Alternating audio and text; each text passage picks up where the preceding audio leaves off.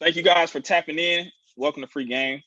For those of you who might be new here, this is something that we've done bi-weekly really since the quarantine started, or since COVID hit. Really just an opportunity to have conversation, talk about things that are going on in the world, talk about business, talk about retail, talk about sneakers. Today, obviously elections around the corner, so we're a little bit focused on voting, but we got a pretty intimate crowd tonight. So, we probably just make it an open conversation, open dialogue, really about anything. We appreciate you guys pulling up, and looking forward to chopping it up with you. And we can do a round robin of our panelists real quick. Let everybody introduce themselves. Pale, go first, man. You was here early. Everybody else, you know what I'm saying? They making me nervous pulling up late to the tech check. How y'all doing? I'm Pell. I'm the creative director for the foundation, and I'm very happy to be here. No doubt. Miss That's Sharifa. That's why you cut the bears. You needed to look more creative director-ish.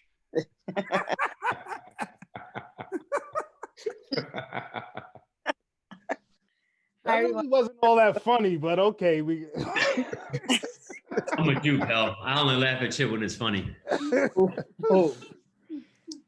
All right. Hi, everyone. I'm Sharifa Murdoch, co-owner of Liberty Fairs and owner of Envision Fest. Mr. Dre. I'm Dre Hayes, 1/4 of the foundation, one of the co-founders. That's me. Big brother. This is Antoine Freeman here, co-founder of the foundation and thumb wrestling champion. The intro, always killing the intro. Ari, go for it, bro. Ari, 1/4 of the foundation, co-founder, and Pell's boss. He held for that one. Now that was funny, Pell. That's some shit you gotta laugh at. Yeah. Wait till my next intro. Tune in next week. Tune in 2 weeks. Go for it, Jay. I'm James Whitner, Whitaker Grp. Thank you, everybody, for checking in. No doubt, man. My name is David Butler. I handle community for the Whitaker Grp. Quick question. I thought about this when I was waiting for everybody to pull up. I was wondering if anybody remembers their first time voting. Oh, I do. Yes. Ooh. And what that experience was like for you. Hell yeah.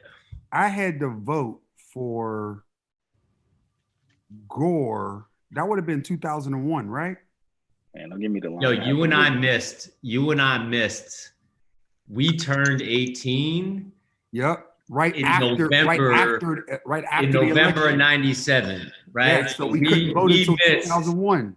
Yeah, we went to college when we were 17, right? So like we missed that first like Bill Clinton era. And no. Now that I think about it, I didn't get a chance because the election's in November. Right. 2001. My ass was in jail. I didn't vote. Now that I think about it, a little more deep. Pass and get back to me on that one. I remember, I was in college, and I remember that like I wanted to vote so bad, and I went to like 3 different polling places because I didn't know where the fuck I was registered, and they kept sending me away like it was hard to vote. Where like we live in California now, like Dre will tell you, like I have an out-of-state license and like an electric bill, and they make it incredibly easy in the state of California for you to vote. But when I went to college at Penn State, I remember just in-state college, I had to go to 3 different places before I could actually cast my ballot. 9/11 was 2001, right? Yes. Yeah. And that was the beginning of the Bush term, right? Yeah, but you turned 18 in 97. Yeah, Bush. 2000. And there was an election. Bush. There was an election that year. That was Clinton's last run. Go ahead, Dre. What was you saying? Now, 2000 was that was Bush's first year in office. So the election was in 2000. No, the election was in the election was in 2000. So his first year in office was what? 01, right? Yeah. Yeah. Now makes sense. Yes. So yeah, it was Gore. Okay, I'm remembering correctly now. Yeah. But you know, Dre voted for Abraham Lincoln. Nah. Well, I'll tell you something funny that you bring that up, Dave. The first time I ever voted was in '08. And what's interesting about that is, you know, I mean, I studied political science in college. Like anybody that knows me, like me and Ari talk about politics every day, and I've become more and more passionate about it over time.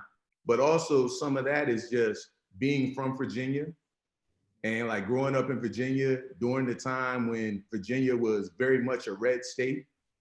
And you grow up thinking, hey, my vote doesn't matter. Doesn't matter who I vote for because this state is going to always be Republican. It's always going to be this.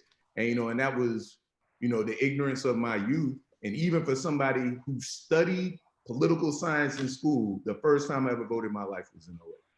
No, it's interesting because what I was going to say about Gore is, and Ari, you hit it right.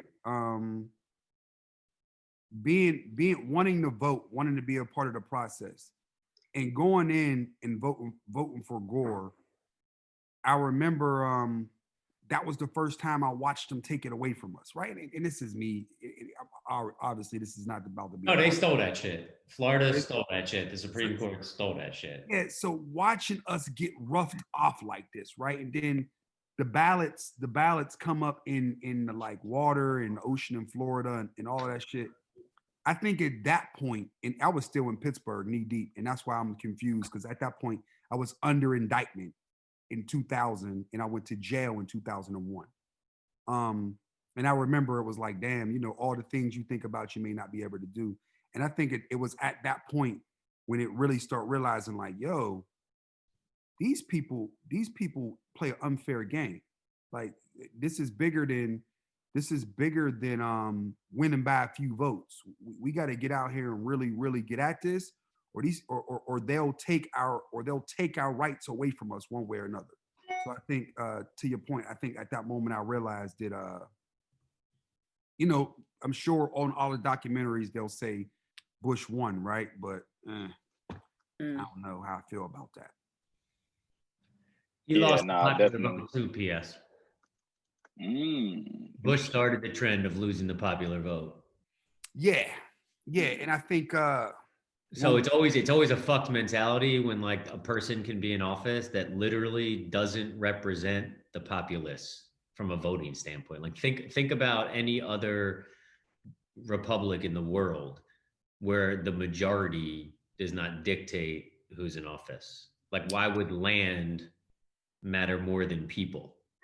And you know what, Dave? Let's try something different since we got so few people on this call and there's so much action. Marquita's already super active.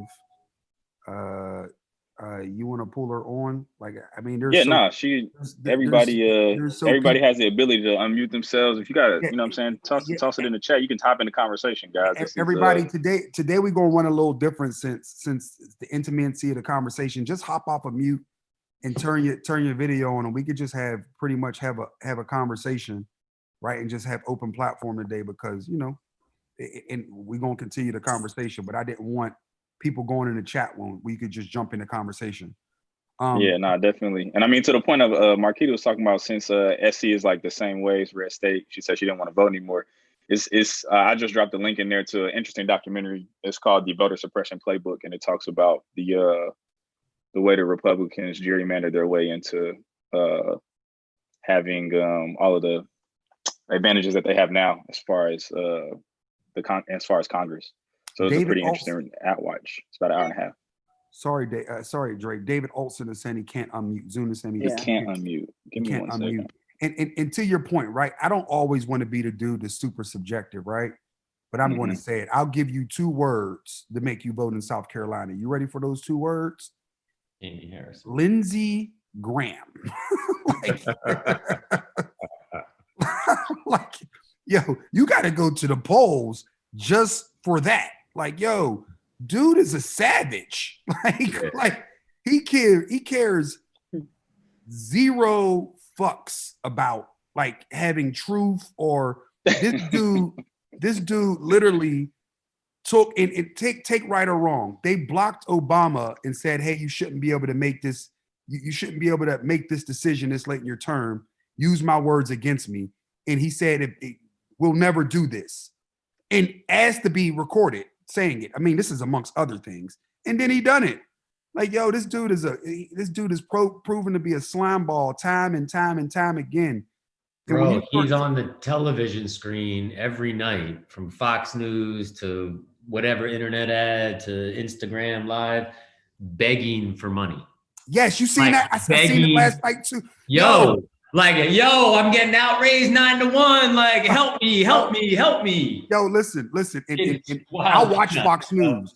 I'll watch Fox News. Me too. You got to. Go to Hannity, which makes me want to just punch the TV. Yeah, but you got to watch the shit. You got to. Yes, but CNN after 11:30 is getting kind of radical too. So both news is like they do other shit now. They're not fair either now. Yes, no, you can't listen to it. It's like so far left and so. Don Lemon lost me, man. He's like pissed now, you know. So it comes out Cuomo too. They're like angry now. So it's a different. Yeah, but I say this, and I'm naturally more liberal, but I do consider myself to be independent. It ain't like Fox News because I watch Fox News. No matter how liberal they get. It is not like Fox News. No, listen, it's I want to believe that CNN is at least grounded in fact and less about and I think I'm more independent than liberal, but still very liberal. No, I'm very liberal, right? But independent in thinking, right? Because like we're pragmatic liberals, it's different. Like it's not just the ideation, like you also like have Republican values in terms of like financial and other things, just not Republican politics. Well, but I would argue that just because having good financial sense doesn't make you Republican, right? I'm saying that there's fundamental things that you probably agree with. The party does not represent. Just like there's fundamental things I agree with it for being liberal, but like Democrats don't represent that to me. Well, but it's interesting that you say that, right? Because when you start thinking of that's the reason why we need leaders, politics is broken, and everybody on the screen should run for office somewhere, right? Because the idea of some of the things that we're arguing about is utter bullshit. The fact that we need to argue about how we balance the books is like the deciding factors on balancing a book shouldn't be if someone starves or somebody gets a tax break to make more money. That shit's crazy in and of itself, right?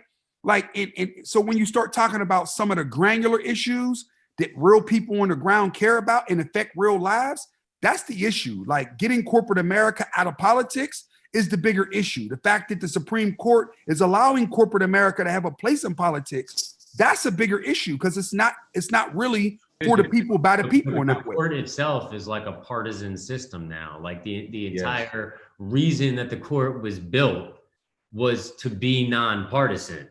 And like now the court itself is literally set for the next 50 fucking years, like on partisan lines. It's crazy. Yeah, well, listen. Go for it, David. You should be able to. David Austin has said he got a question for you guys. You should be able to get and everybody, listen. Be heard in this conversation. Come off and mute. Jump in. Otherwise, James and I are gonna go back and forth for like. Because me and Artie. If you need to be unmuted, just hit me in the chat because everybody was muted when they came in. I got to unmute you once, and then you'll have control. So if you need to get unmuted, just hit me in the chat, and I'll get you unmuted. All right, just a little background on me. I'm David. I'm 22. I hit up James last night because I'm a founder of a social app, and then he told me to kind of join this conversation. I'm actually like also a political science minor, so like this is just like I fucking love politics. But I wanted to ask you guys what you guys thought about. You were just talking about people getting involved, but I think that there's a difference between getting involved period and getting involved in the right way. And I think me personally, when I see something like what Ice Cube did when he came up with his platinum plan, which like the intent was there in terms of helping out the Black community. Yeah. But when it comes to, when you have a voice like that, there's one thing to say, I'm the one who's going to be coming up with the solutions. And then there's another thing to say like, I might not necessarily understand exactly how to come up with the solution. So what I'm going to do is I'm going to bring the microphone to other people who have been working on this issue for years, rather than kind of coming up with my own plan and going straight to Donald Trump and then essentially getting like used by Donald Trump just to get some vote, like just to get some electoral votes when we know for a fact that like if Donald Trump wins, which it's unlikely, but it's still possible, like he's not gonna give a crap about We that. thought that last time too. We thought he. Yeah, thought that yeah, last I was time. about to say the exact same He's thing. toast this time, though. I've been But saying no, that. no, Y'all, we everybody no, on here that talks to no. We McGregor, need I've to been vote. saying His that. ass ain't Yeah, toasted. don't put that out Yeah, there. Don't put that. We're not Put that putting out energy there. in exactly. here. No He way. vote. Nah. Like, Vote. Nah. Vote. yeah, I'm not sure if you guys are also Finish what following you were the- saying. Finish what you were saying, David. Oh no, but it was just, when it comes to people helping out, I feel like, especially when it comes to people in the Black community, we see people doing things like Kanye, and then like 20 minutes ago, Lil Wayne just tweeted support for Donald Trump. Are you kidding me? Damn, Lil Wayne. I'm not kidding. He just Lil Wayne did that? Come on, man. Look it up. He just But he ain't getting the most. Oh boy. So- Yeah, it's a lot of thing. quiet No, Trump. So I think if I think I know where you're going, right? And everybody please jump in because I'm overly opinionated in some of this stuff, right? Let him Listen. finish. Let him finish. Let him finish. Are you done? No, you go ahead. Go ahead. No, I was talking about I wanted to reply to the intent versus execution part, like Ice Cube Platinum. Mhm. Right. Yeah, the Ice Cube Platinum thing, like the intent was there, but when it comes to like, I'm not sure if you guys watched Roland Martin and you watched Roland Martin's interview with Ice Cube, because CNN had Ice Cube on afterwards, and they were just trying to say like, like they were just letting Ice Cube talk. Roland Martin was actually asking him like, all right, what about this $500 million for Black people? And Ice Cube couldn't come up with the answers. Oh, he roasted him. He roasted him. Yeah. I saw it. I saw that interview. And that was his intent. His intent was to roast him. Yeah. Yeah. But to David's point, right? Ice Cube never stood a chance. And David, if I hear what you're saying correctly, is you led in by saying it's about knowing how to get involved, right? And then you went in talking about Ice Cube's intent, and even think about, and I'm going to give Dave a pat on the back for this on our team, Butler. You can't go into a community and try to speak for the whole community without the information, right? You got to leverage the people who have been doing the work forever before you go have that conversation, right? So you can't go in a room one-on-one with somebody who's been in a room for a long time and think you're going to come out with something that's beneficial for all of us. To your point, you're going to get played, right? No one of us had the answer for all Black people, unless you've done the work for the last X amount of time to understand what the real issues are to get in front of. Is that what you're saying?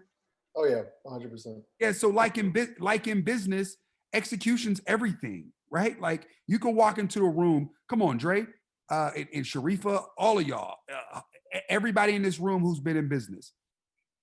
I try to not be a shark, right?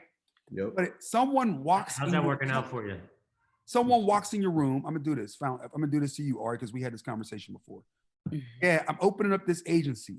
It's called it's not the foundation. We're calling it the core, right? It's gonna be multi-branded. We got 4 partners. Like they start pitching you back to you, right? Mm-hmm. How you gonna walk out of that? Right? Like first you got to either do 2 things, like kid, level set, come to me with some respect. If you want me to mentor you to build something, check. I'm not going to compete with you, but at least don't pitch me back to me without acknowledging that you're pitching me to me first, right? Second, like, it's impossible to think you're going to go in. No disrespect. There's certain people's office in this room, certain people's offices in this industry where they say if you go into that office, you better not say a good idea in that office. Because if you walk out of that office, that idea is going to get used by somebody else, right? Sharifa, you know what I'm talking about. Dre, you all know what I'm talking about, right? There's certain people who are sharks and snakes. So why did Cube think he could walk in a booth and rap without a contract? He's been through this before, Eazy-E, right? He's been through this before. You going to just hand Trump your masters and walk away and think he ain't going to take complete advantage of you and make you the face of his campaign? Like, you just want people to be smarter. Nah, for sure. I think that's the thing too. It's like that's the interesting thing about like celebrity. I think I saw it was like a meme that was going around. It said so many of our activists want to be celebrities now, or so many of our activists want to be famous, and that's a problem. And I think that's the core part of it. So to David's point, it's like I think. And then part of like obviously how we're approaching this is like, let's elevate voices for people who are doing that work and giving them access to more people and giving them more platforms. Because that's one of the things. As someone who is registered independent, that's something I'm thinking about. Is like more than likely I end up having to vote Democrat because of the lack of options. So it's like, and you think about politics as a system and how you started being in like young Democrats and young Republicans, and then at that point, you know, you run for something, you sit on a board, and then you do like there's a career kind of trajectory for it. It's like, what's the independent track for that outside of just having a platform, i.e., you know, Trump being able to, you know, debo his way into the Republican Party. But I think that's the interesting thing that I'm thinking about now and unpacking like in my personal time is just like, what does it look like to create a system where you can lift up independent candidates and give them the experiences that are necessary to validate them in political spaces?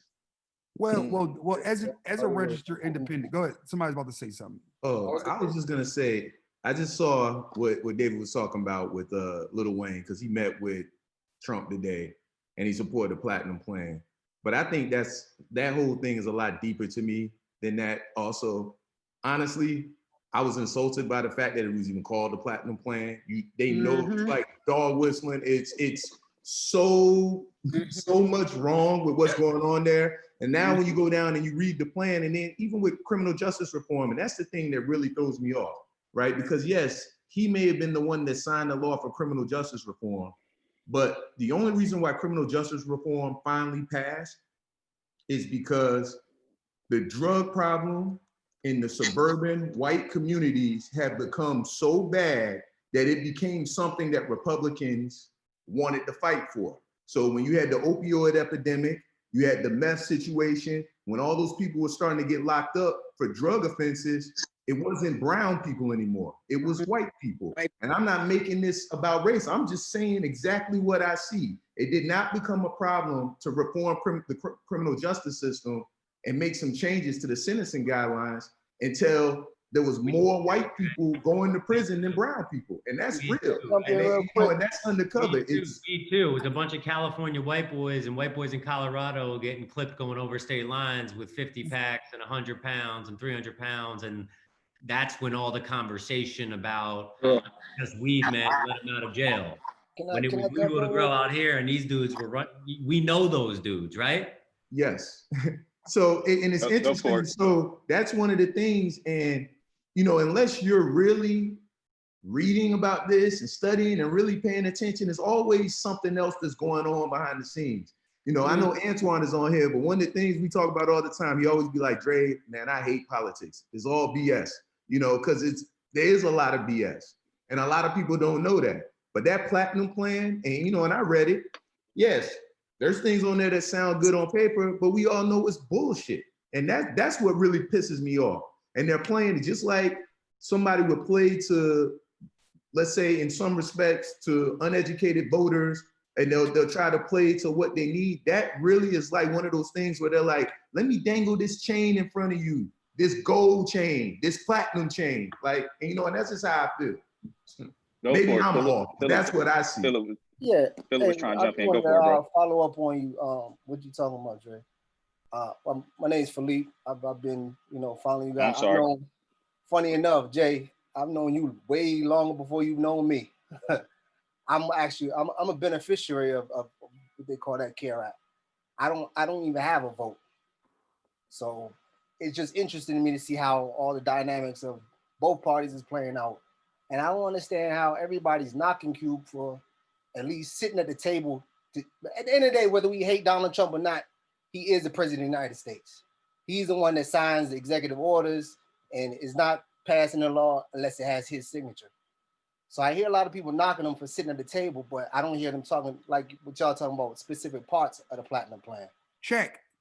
And to your point, yeah, very, very true. No one's knocking him for sitting at the table. Keep going. Okay, so secondly, I'm recently coming out of the feds. With that being said, I was in there with a lot of people who Biden put away. How you gonna look at their family or people coming out and say, okay, vote Democrat or vote for Biden?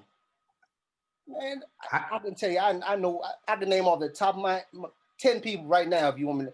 That everybody that's in on crack laws. And listen, I got a brother that can't get out right now, and we try everything under the sun. That got 20 years. He's in on Biden's crack law. I hear you, man.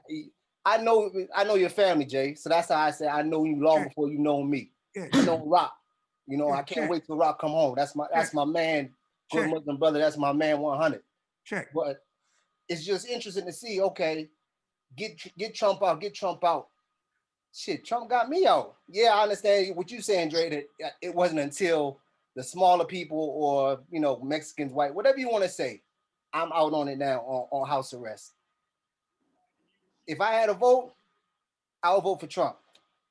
But I'd vote for Trump. I do want to address what you just brought up, and it's interesting because they'll say that it's the 1994 crime law, you know, and they'll call it the Biden law. But if you really look back and read how that was presented, and this is the thing about government, and this is why it's very important for everybody to get as educated as possible about government. When that law was first proposed, the 3 strikes, you're out, it wasn't supposed to be for drug offenders. Now, then the law goes to Congress. That wasn't what Clinton wanted. It was the 3 strikes, it was for violent offenders.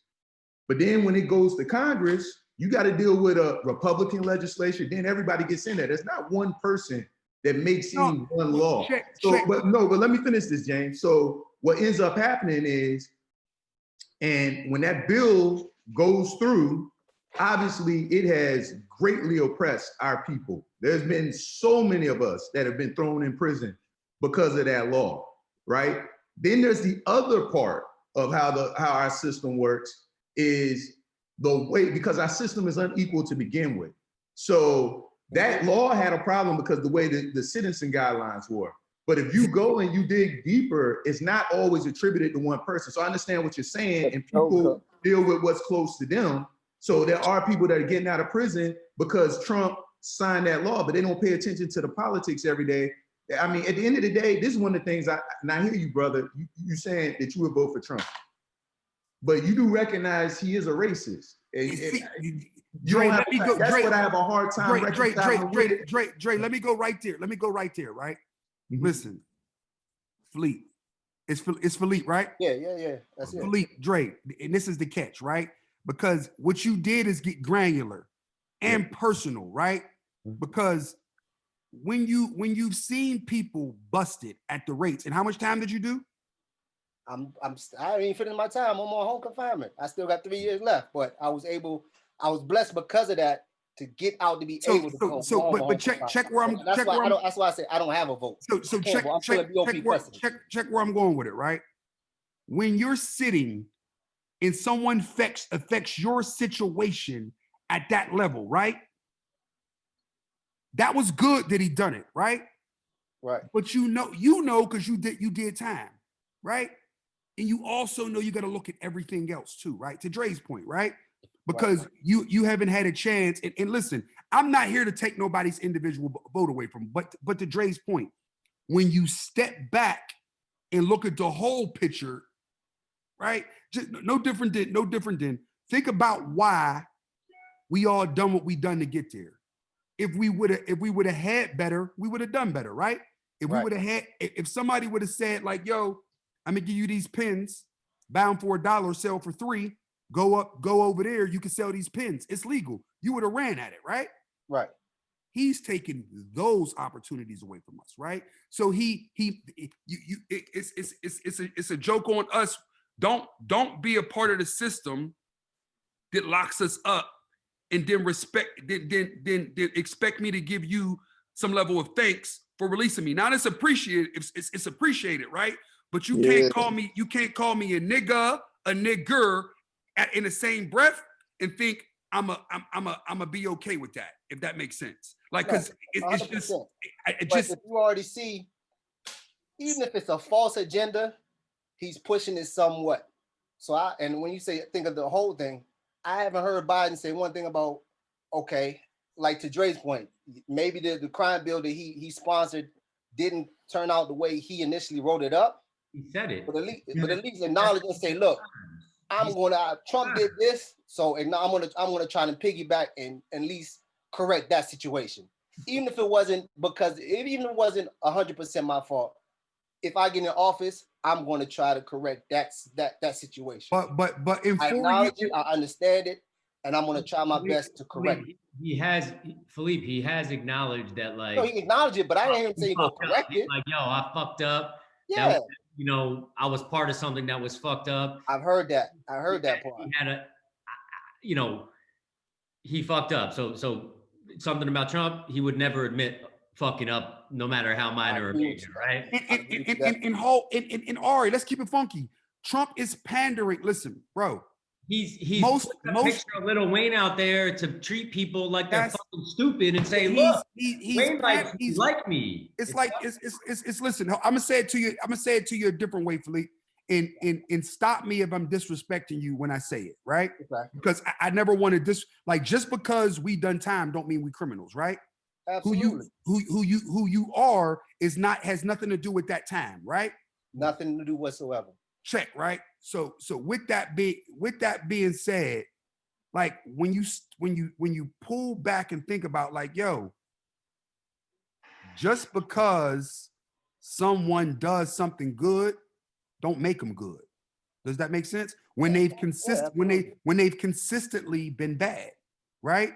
But when you look at somebody who, and listen, this is not about a candidate, right?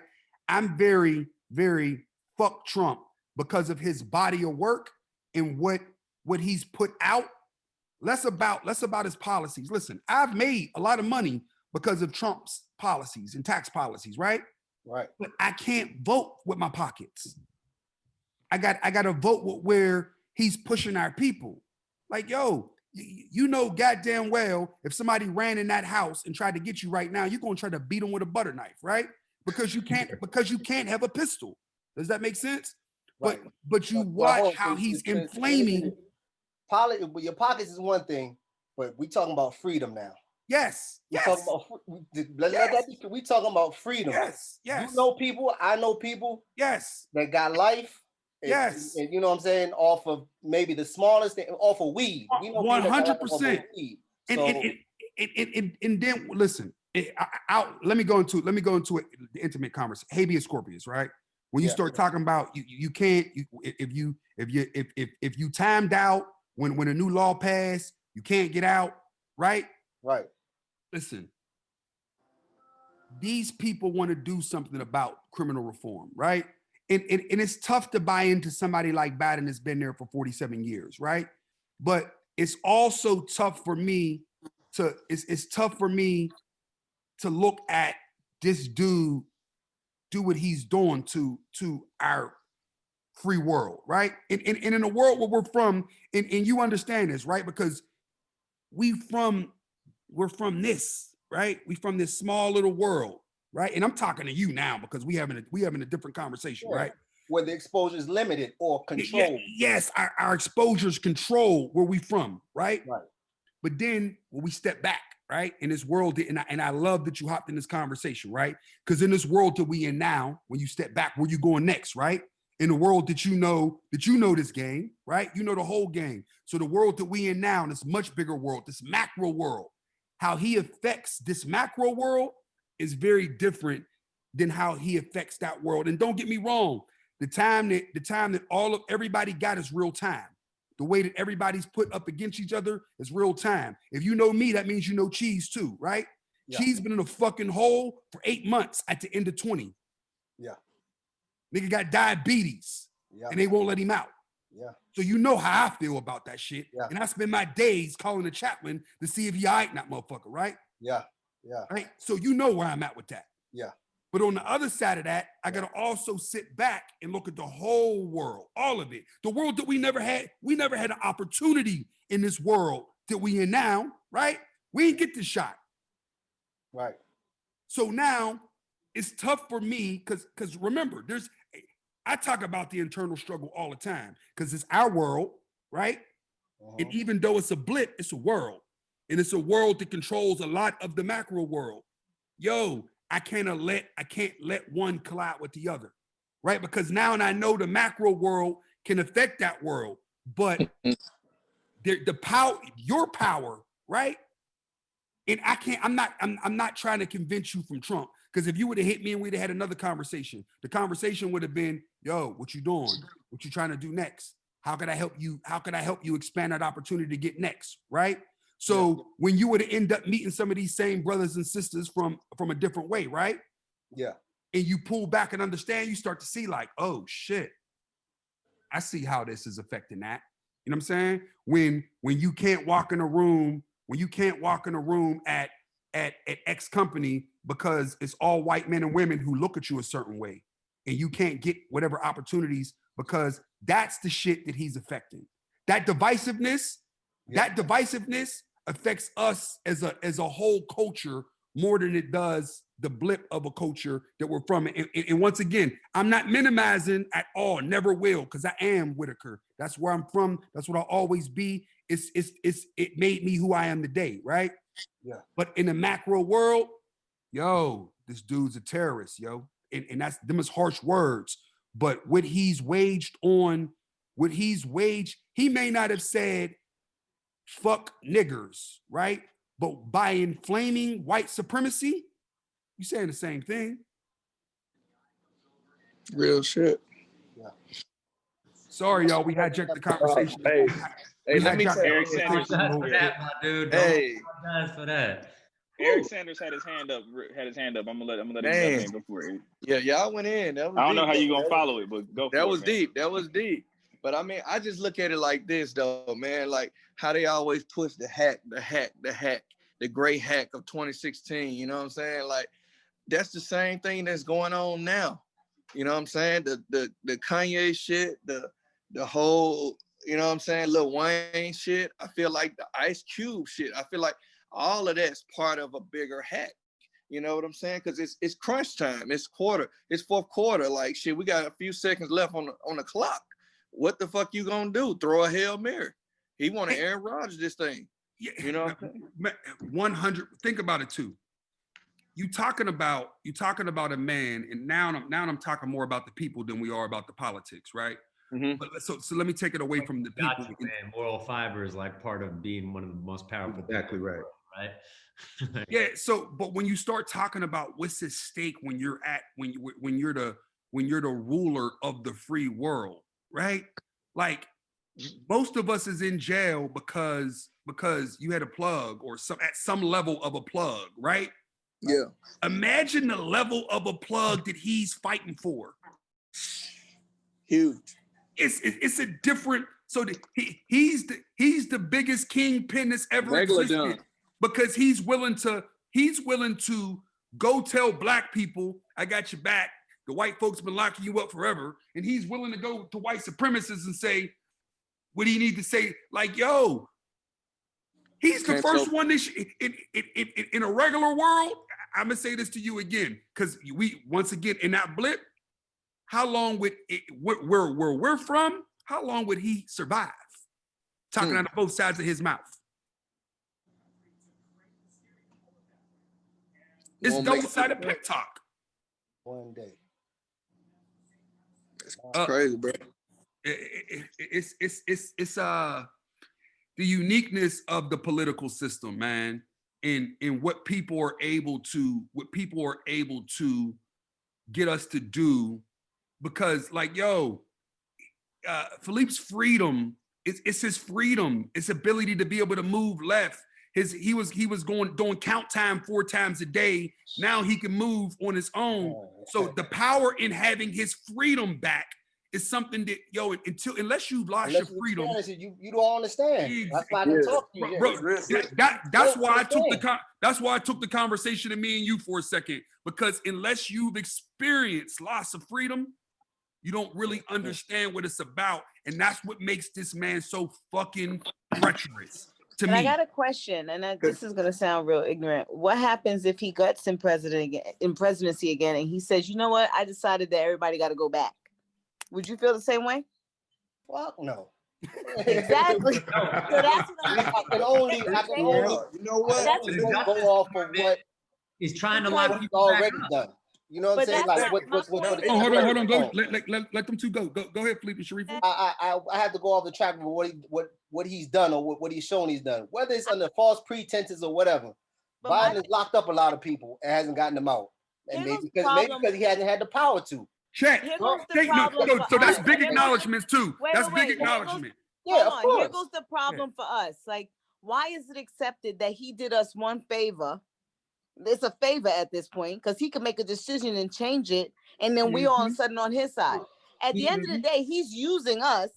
He's using Ice Cube. He's using Kanye. He's using all these people to get our vote. When he was saying "fuck you" all about a good year ago. Yeah, Sharif, modern day okay. Let me respond to that. Let me. It's modern day slavery. That's real. You ain't got to tell that. No, I know what they trying to take us. Michelle Alexander wrote it best in the new Jim Crow. One thing, when you in, you gonna read. Michelle Alexander. I'm no fool to it. I know what it is. The system is set up that it's the free labor. They put us behind the bar, the free labor, and that's how the government makes millions off these contracts. And they work the shit out of us as inmates. I understand that's how the system is set. But to respond to that, the one favor is, like I said, it's something that he's put into order. So whether it's temporary or it sustains for longevity, I can only go with that, knowing that he's done it already. Well, that's the bigger. That's not enough. That's the bigger problem. William Barr, the Attorney General of the United States, every drug case that they let out, for every motherfucker they let go, the Justice Department is doing everything in their power, due to research, to go lock motherfuckers back up, reverse that shit, and put them right back in jail. So Trump's saying one thing, and his personal lawyer, William Barr, has his Justice Department going after the people right at the hearing the day they're out. Yes. 0 fucks given. So he can tell the Black community, look what I've done. Look what I've done. Obviously affected people, personal, that's fucking very real. But he's also let people get out and put them right back in jail without having to admit that he did it. So and it's also twofold too, right? Because you right now, and let's talk about prison reform a little bit, right? And it's interesting because you got to come home from jail, right? But then when you get there, when you get home, you need real opportunities, right? Correct. And without those opportunities, we're stuck in our blip, and you never get a chance to get out in the macro world. And to your point, I believe in individualists and individualism, right? And we know there's a lot of strong men, but even the strongest man still needs opportunity, right? And he needs somebody to unlock the door for him, just so he can go back, just so he can have a chance to not do what he used to do or she used to do to get to a better place, right? Correct. That's the other bigger part that everyone's talking about. The opportunities, it's a facade, it's smoke and mirrors, it's a mind game. Diddy tried to make the point, but I don't think he done a very good job of it when he was saying our vote is for sale. Because our vote isn't really, and he didn't say, I shouldn't quote that. He didn't say our vote is for sale, but that's how some people took it, right? Mm-hmm. So, but for me, it's around us understanding what do we need as a culture. It goes back to the Ice Cube thing. I don't disagree that he 100%. You asked me to come to I got one rule, and our rule is consistent. Always had a conversation. Always right? Take the convo. Always take the call. Right? You got to take the meeting. But to David's earlier point, you got to be prepared for that call, right?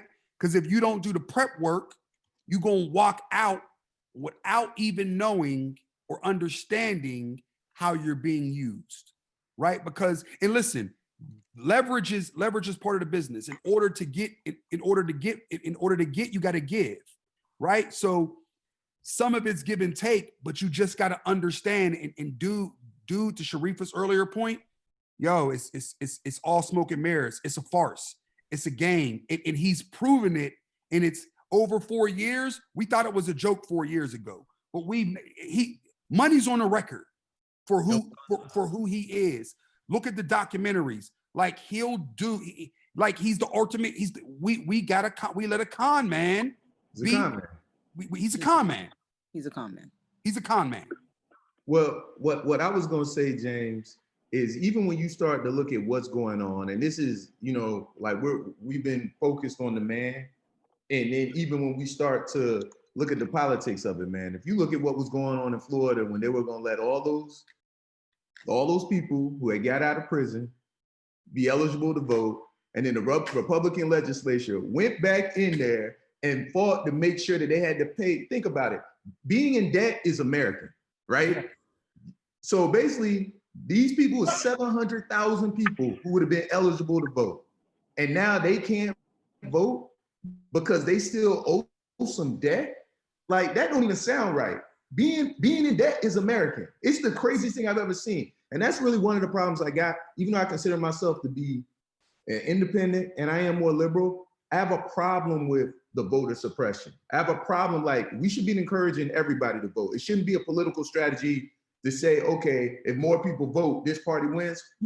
At the end of the day, we should have as many people vote as possible. And there is a movement in this country to limit and restrict people from voting. And I have a problem with that. That's immoral to me. That's not a political strategy. I call that immorality. And listen, go watch Capitol.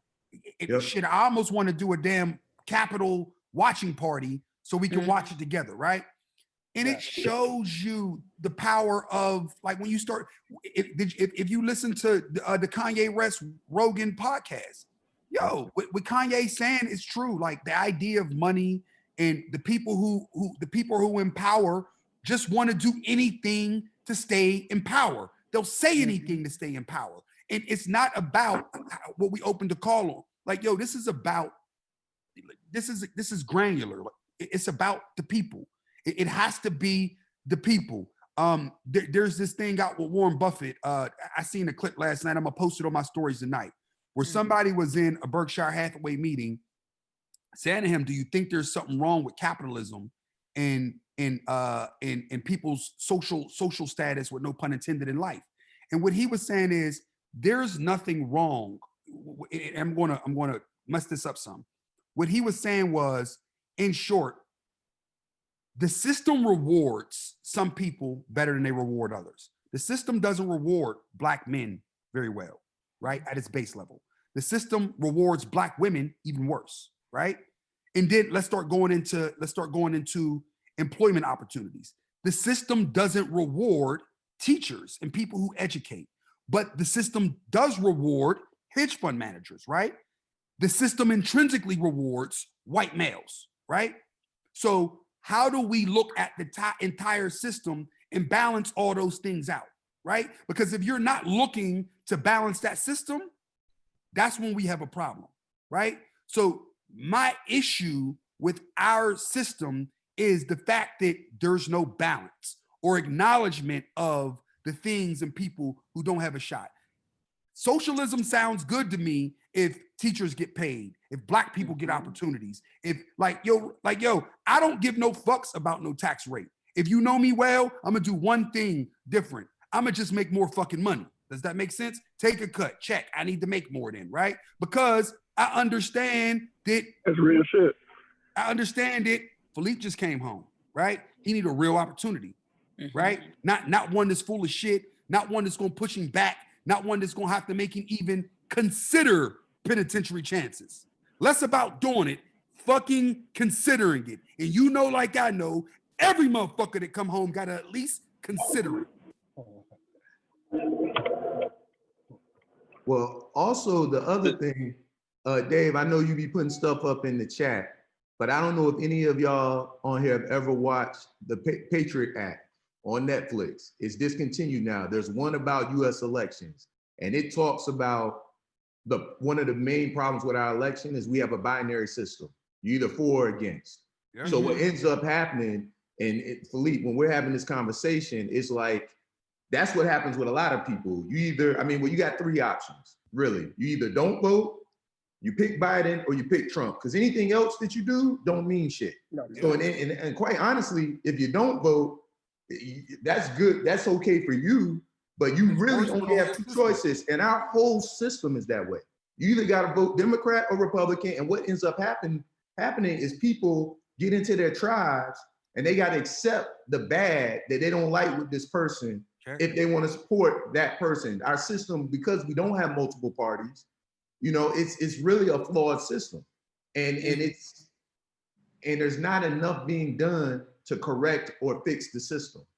You see what I'm saying? And there really needs to be that needs to be addressed, because there are ways to fix our binary system, but nobody wants to fix it because it goes back to what James said. It's two parties that are in power. So what are they gonna ask for? They're gonna fix the system so that they both got less power? No way. They don't fix the system, because if they fix the system, that means they need to fix themselves. Which is listen. This is what I'm really talking about.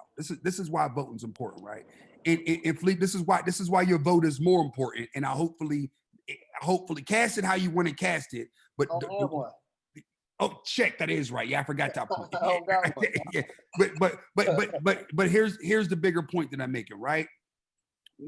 The reason why, to me, some people, like, you look at AOC, when people say she's radical left because she only sees, to Dre's point, binary, right? That's the word, right, Dre? You either one side or the other side. But what happens how many seats are there in your local city council? How many seats, even if it's at your fucking local? It varies. Yeah, it varies. But for Charlotte as an example, Charlotte is 11. Yeah, so my goal is this. How are we participating in the process?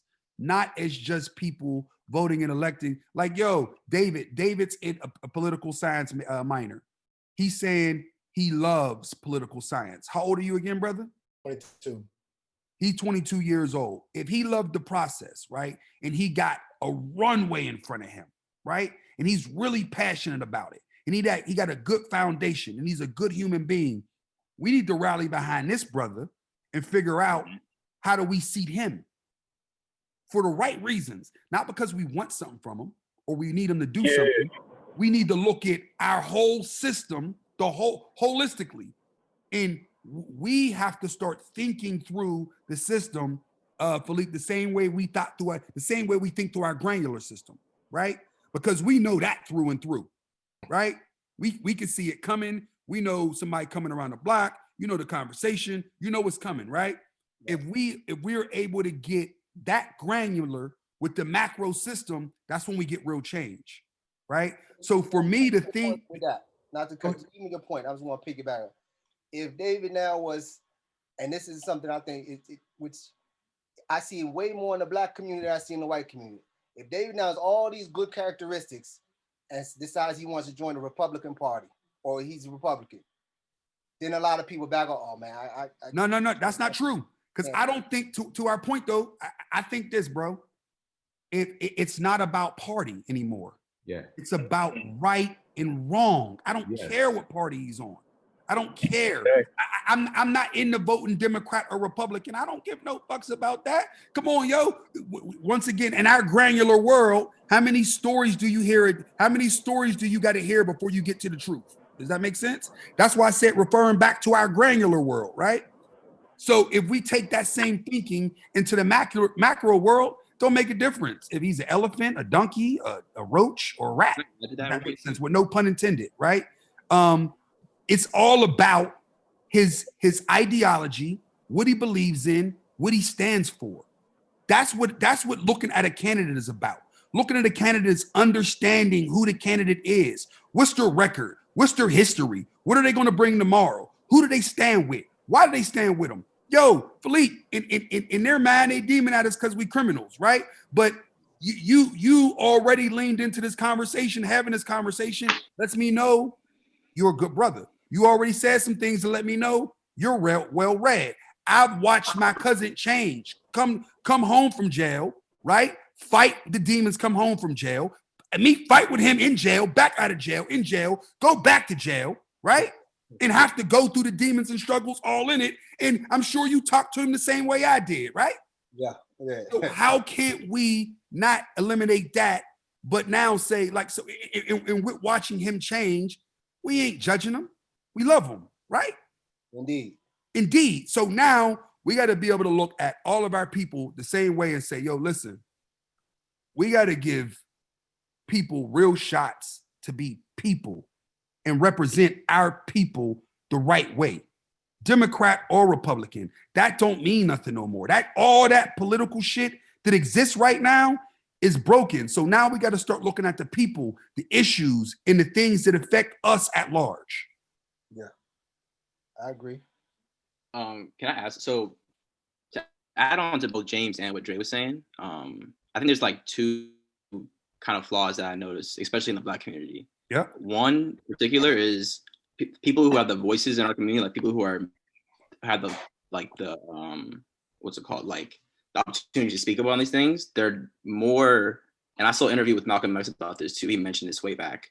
They're more like celebrities who are in the position to say these things, and not people like you were mentioning, like what Dave would be, someone who's interested in political science and actually strives and does the work for it. So I think that's something that we need to like take into account. Like some of these people who are saying these things, like let's say Ice Cube, I guess he did some of the work, but he's not really, he wasn't in that place to do that. He was there, and he's a celebrity in our community. Like if you look at like the white community, most people who are in power in politics, they're politicians. Like as I guess aside from Donald Trump, I guess he's just a celebrity, got lucky, I guess. But aside from him, most of the people who are there are actual politicians who like grow up, go to school, and then do the stuff to learn these things, to have these kind of voices.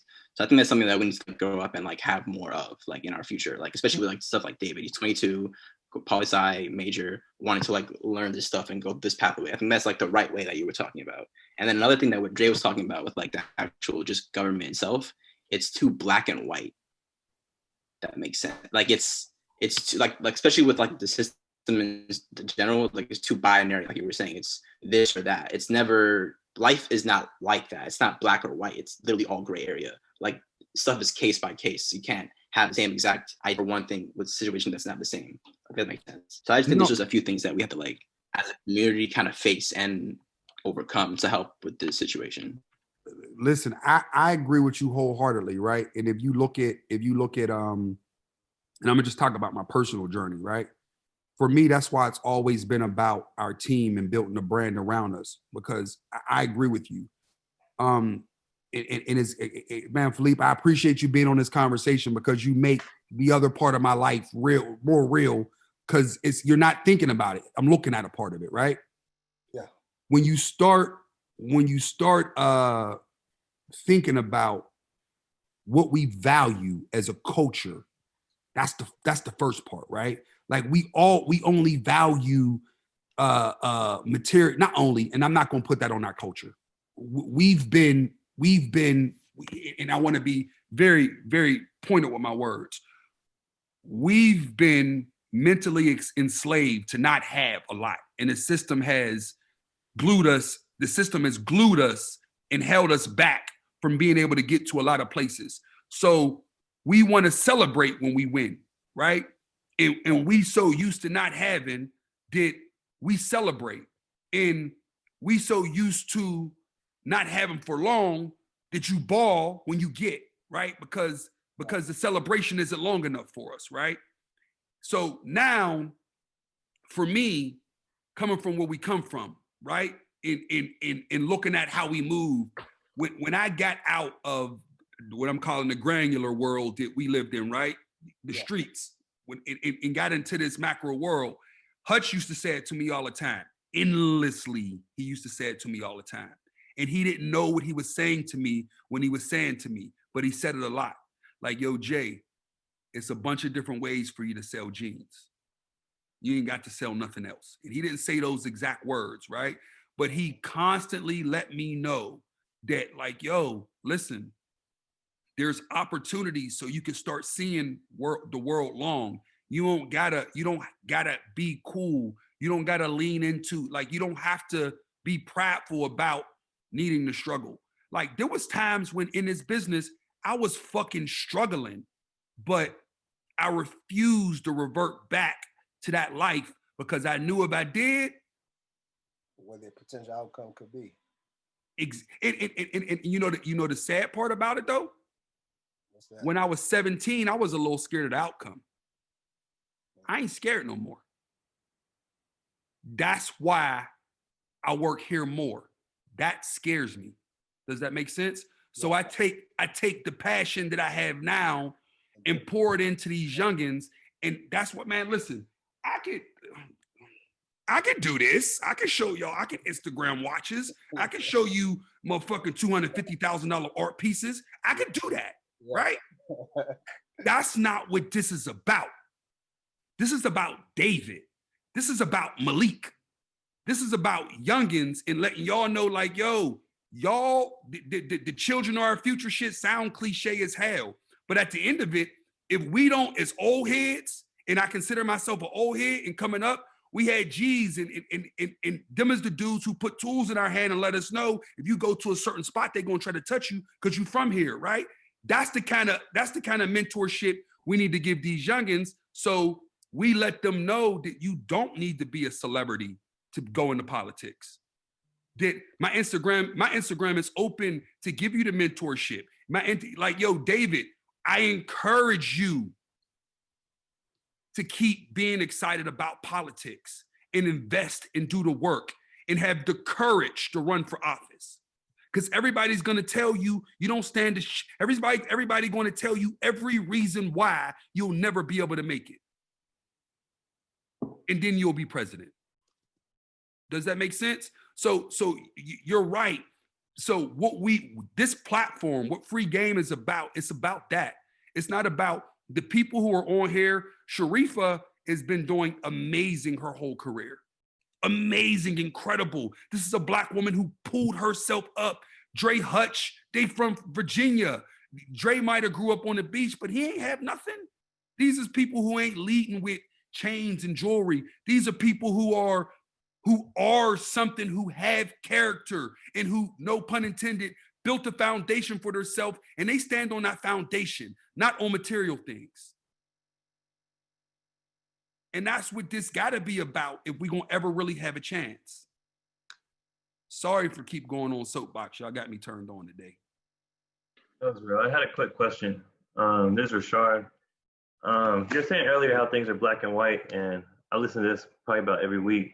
As far as like really getting to that next level of, we know the problem, like getting to really make a difference. Do you feel like it's more about Black people just getting more money to really put money together as a collective and make a change? Or like more people just getting in politics in general? Like, what do you really feel like will get us that next step further, even if it's just a small one step to get to the next level? It's both. Yeah. And simultaneously, Yeah. Shard, obviously, I can't pretend I don't know you. I know your path, so you got to look into the human.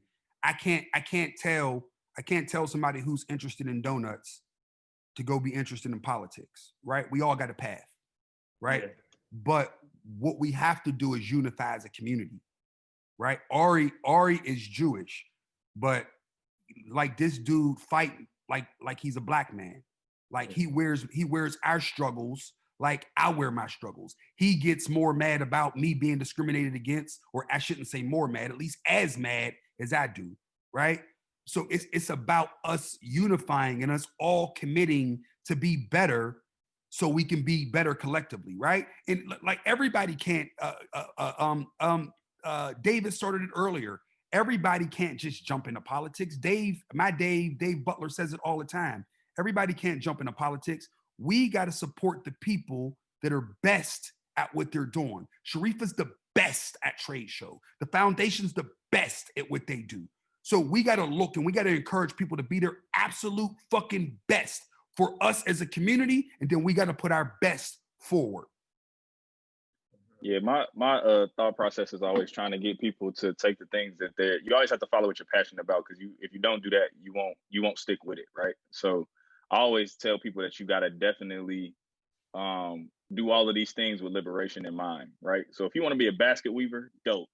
How can you weave, no pun intended, liberation into basket weaving? Like if you want to be a swimmer, if you want to be an actual politician, if you just want to run a business, if you want to cut hair, whatever it is that you're passionate about, whatever that thing is, it's like you can always create ways for that to be a part of what liberates your community and what opens up opportunity within your community. So it's about doing it your way, but that comes from you taking the time to do the self-discovery to figure out what it is that you like. And from there, it's like, again, doing it with that in mind. Like, okay, how can this be a platform for me to be able to make things better for the person that's standing to my left or standing to my right, or the person that's in the same, situation as me, or the person that comes from where I come from. So that's one of the things that I always say is like, do all things with liberation in mind. And from there, you'll start to see that collective impact. Because if you do it, if you cutting hair with liberation in mind, you're going to talk about it while you cutting somebody's hair. If you know what I'm saying? If you working at Amazon and you're doing it with liberation in mind, when you actually catch that person on that porch, you dropping off that package, you gonna make sure that you have a good interaction with that person and let them know that you got their well-being, you know what I'm saying? And it'll just exude throughout the rest of your life, you know what I'm saying? So I always try and encourage everybody, follow your passions, but do your passions with liberation in mind, and you'll ultimately take care of the rest of your community. Yeah, man, listen. Go, Art. I think like sometimes it's like everyone gets so focused on like big picture shit. Like, how do I have massive change? James has talked a lot about this. 100%. Taught me a lot about this. Chantel's taught me a lot about this. Sometimes, whether you're from the same place or not, you're around people and you recognize shit that's going on, little ways you can help that might be very minor to you or your skill set. And you can help someone on such a minor scale. Just reach out and ask how they're doing, or, I think I can maybe save you a couple bucks on that, and start to influence these younger kids around you. And it has this tremendous impact on them. And then they're able to influence their friends and their family. And like, sometimes some of the easiest ways to help like change a generation is like starting with a household or starting with one person, and it ultimately can affect 10, 20, 30, 40 people. And we all at times get focused on like, for some of us, it's not about running for office. It's about doing what James does, right? Creating a platform where like a regular kid can talk to someone that most people can't talk to or feel like is unattainable. So there's a lot of different ways to do it. And a lot of it's very easy. It's just recognizing that it's that easy. And Ari, and to you and Dave's point, go ahead, Sharifa, you saying something? No, I just want to also say you can also just collaborate with some people. Like, I think it's important for you to definitely speak to your peeps around you. I know for me, I don't make any move within business side unless I'm talking to these guys here. And having like what James is doing with this conversation is very collaborative. Like, we're all on here together speaking to you guys. And I think it's important that you take note of that, because I think sometimes we always feel like we got to do it on our own. And that's not always the case. You're going to always need help at some point. So everybody needs somebody, right? Everybody. Yes. I don't know how strong-willed you are. Like, everybody needs somebody. Yeah.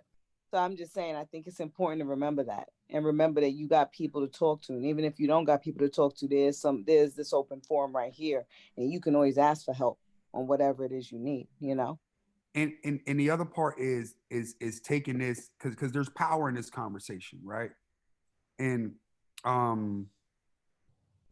I just had I've been having these conversations with different people over the last 3 or 4 months. And one of the ones that I got was around mirroring, right? And around what? Mirroring, like mirroring how you see yourself and what you put out to the world as a leader. To it say it again. It's you put it in a conversation. It's Malik or Malik? Oh, it's Malik. Malik. Yeah. What Malik was saying, the idea around like being cool or popular, right? And being a celebrity, to be like, yo, your power isn't in popularity. Your power is in what you do every day and how you show up as a person and how you lead, right? And I think Ari and Sharifa, we're all saying the same thing. Your power is in who you are every moment. And what this person was saying to me, right, is what you put out in the world is what other people can grab onto and understand and get comfortable being themselves, right?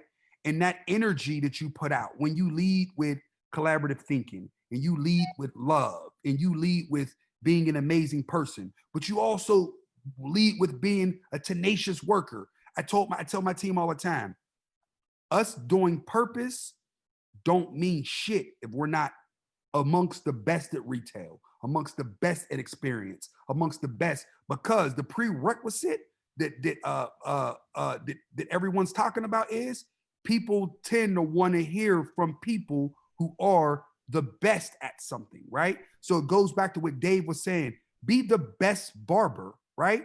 Because when you are the best, or be the best basket weaver, but when you are the best and you lead with integrity and you lead with being a good human, you have great energy and you lead with love and you wrap all of that with purpose and liberation, we all start to be better, if that makes sense. And my challenge to everyone is that part, right? Be brave enough to be a leader, yo.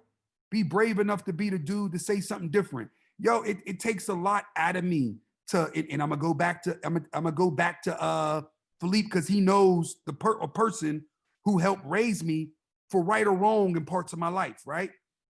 It takes a lot of you to understand how you know you need to be brave enough to be different, if that makes sense. To say like, no, I'm a change and show everybody what I could do. Yo, ain't nobody in my family think this shit was gonna work. I could call PK right now, Keith, as we call him now, and he'll tell you the stories all the time. He thought I was out of my fucking mind. Right? Don't be ashamed to show your successes. And I speak to all y'all there, because I've heard, Dre, Sharifa, with, some of y'all get tidbits of y'all successes. Put it out there. And the reason I say put it out there, because the younger generation, they look into the wrong people, and they value success in what they see that's material, which is the wrong thing. But it's what pulls them in. Yeah. If y'all show that y'all have success from the businesses that you do, they'll think twice. Oh man, maybe I don't need to do that. If I see Jay he got the new Benz, or he got all these car paintings. Sharifa, she just got a new, she got 2 apartments beside each other, don't only live in one. Damn, Dre got, well, oh man. And I don't have to look over my shoulder every day. You're right, bro. And you know what? I love that's a good call out. That's a good call out, bro. I love the fact that he's been here before. He done been on. He be listening. Because you're right, Philippe, but James does show it. It's just he ain't showing you the car he drives, but you walk into one of those stores, the motherfucker's successful, right? You go to Liberty Fairs, Sharifa got paper. Like, so. But Ari, Ari, what he's saying is different though. As our community, we want to see it, because we look like combat behind the wall. They looking at shit like, man. No. What he's saying is different, Ari. What you saying is, if you know. But the youngins. I get exactly what Philippe is saying, man. Right? The shiny things make them say like, all right, I can get that shiny thing, and maybe it wills them someplace else. Yes. And I get that. Right. The other side of that is the more shiny shit you show, the more you're doing this. Yes. Oh yeah, you're right. right. Yes. So, like, that part. So, yeah, like, there's that side, part. and Philippe, I get what you're saying, because a lot of these dudes are renting that AP, right? They renting that Benz, and he might have bought his for cash, and he can show you the papers, but there's also parts of that prevents him from. If you still connected to the community, you don't have to look over your shoulder. Check.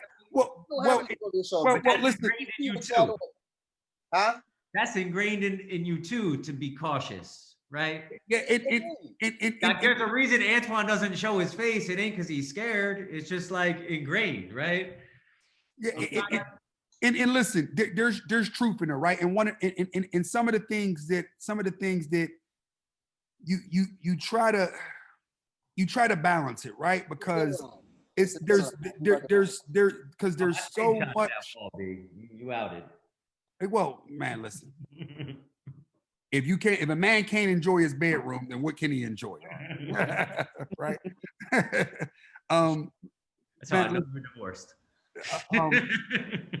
There's a fine balance, and because of how I grew up, it's tough for me to show it. And also I mentally fight with myself, right? Because like, yo, my Aunt Renee texts me every morning when she go start her 12-hour shift. My Uncle James just hit me yesterday, and I put whatever down to get him a new car. My motherfucking my brother's in a hole. Rock is in a county jail. My cousin Donald. Today, man. Rock's home today. Oh, he got home today? Yeah, he got home today. God, supposed to go pick him up today. He was in Tallahassee. She's supposed to pick him up in Tallahassee today. So I'm gonna shoot you my number off the air. You yeah. You just made my day. And the crazy part is I had to hear like that's. Man, continue. Yeah, you messed me up with that one. But the catch is, it's so tough to celebrate the victory amongst so much defeat. Like, yo, I look at so many losses, and when you can't affect the losses, it's tough for me to celebrate. I ain't celebrating nothing. only thing I'm doing is making Trey and Jaden's existence better, right? Because it's tough because the one thing I had to understand is I can't change everybody.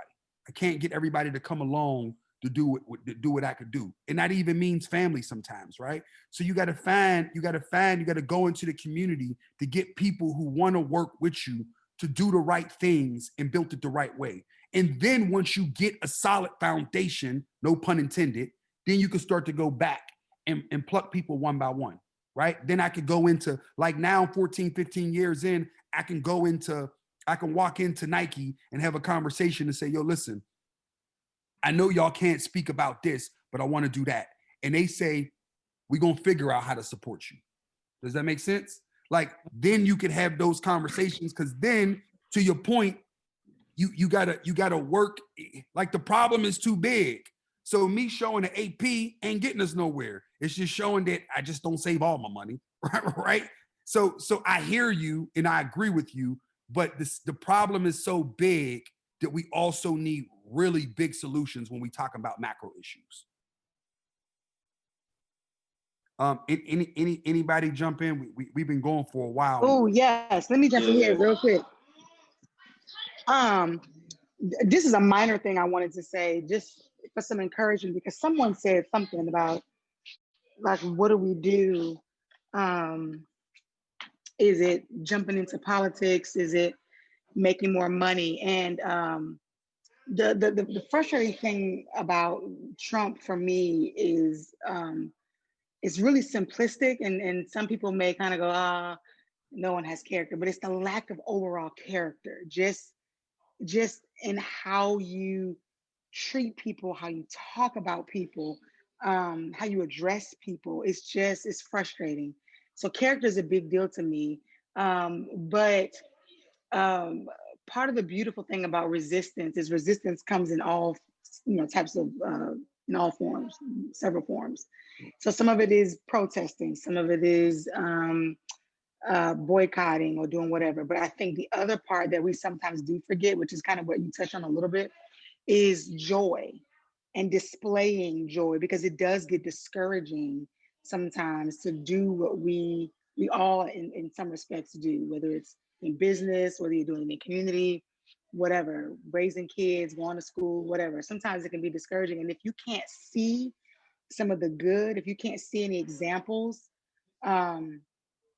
sometimes you take yourself, out of the race or whatever. And part of what we can do besides voting and being informed is becoming those examples of joy for our people, so that our kids can behold what they can become. Because I'm a firm believer, it's hard to become what you cannot behold.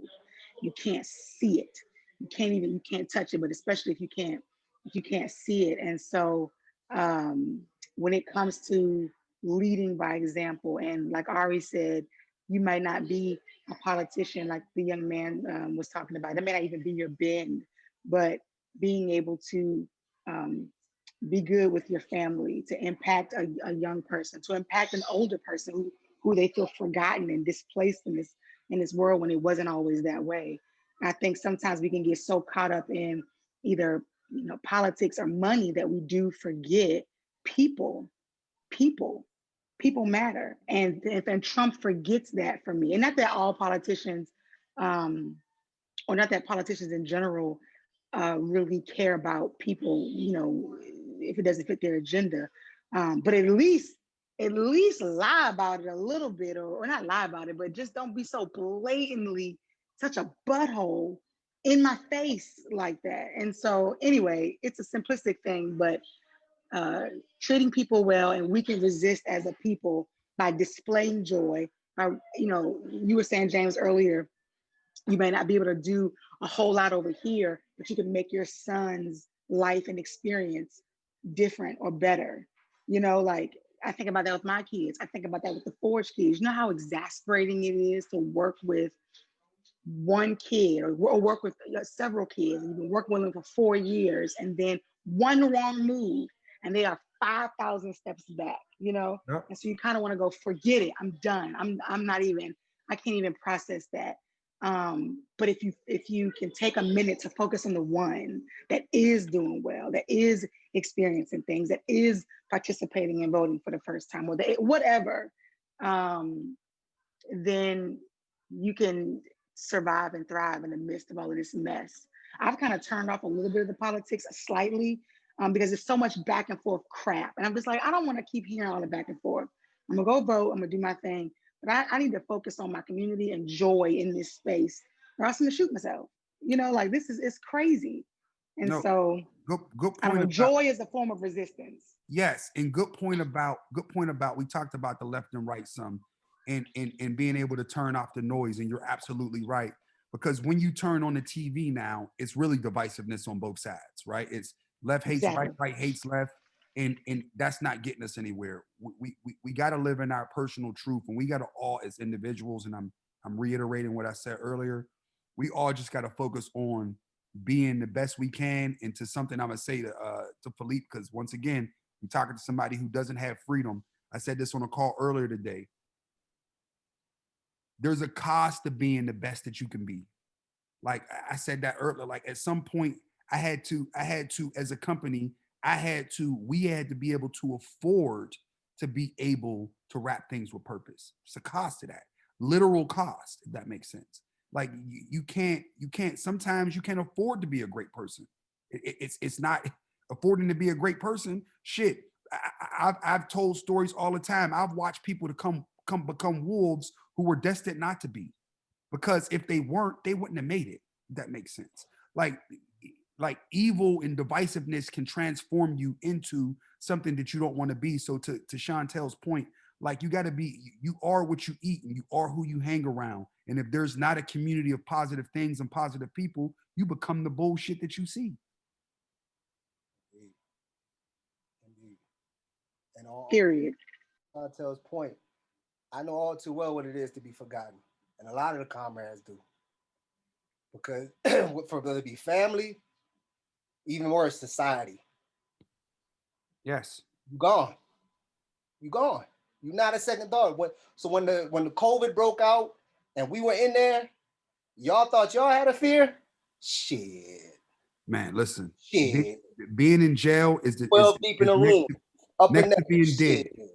Y'all I can't even imagine. And it's, I don't care what they saying about COVID motions. Don't work.